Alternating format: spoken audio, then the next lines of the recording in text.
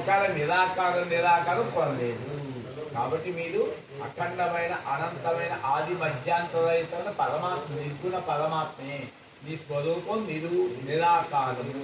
కాబట్టి పరమాత్మ యొక్క స్వరూపం నిరాకారము. ఏ సూర్యుడు ఎక్కడి నుంచి అయితే వచ్చాడో నేను అక్కడి నుంచి వచ్చాను.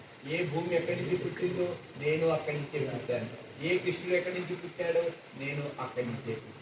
ఏ సముద్రం నుంచి పుట్టిందో బుడగలు నువ్వు అలలు ఆ సముద్రం నుంచి పుట్టింది. అలాగే సినిమా తెర పైన ఎవరు పుట్టారో అక్కడ తెర నుంచే పుట్టాము.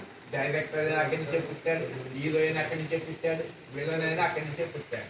కాబట్టి ఆ సినిమా త్రిగుణాలతో ఉంటుంది. సినిమాని ఎలా అయితే చూస్తామో ఈ జగత్తు కూడా త్రిగుణాలతో ఉంది.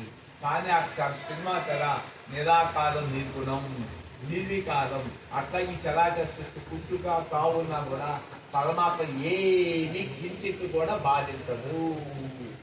పరమాత్మకి నిరాకారం కాబట్టి భూమి పరమాత్మకి మోకాల వరకే వస్తుంది. నీకు భూమి పెద్దగా కనిపిస్తుంది, ఇంత పెద్దగా, కానీ పరమాత్మ దృష్టిలో భూమి పాదాల వరకే వస్తుంది. సముద్రాలు నడుల దాకా వస్తాయి, వాయువు ఇంతవరకే వస్తుంది, సూర్య చెట్లు 2 కళ్ళ వరకే వస్తాయి, ఆకాశం ఇంతవరకే వస్తుంది. కానీ పరమాత్మ నీకు తలకాయ కన్నా ఎక్కువ. అంటే పరమాత్మని ప్రపంచం వ్యాపించాలి. పరమాత్మలోనే ప్రపంచం ఉంది.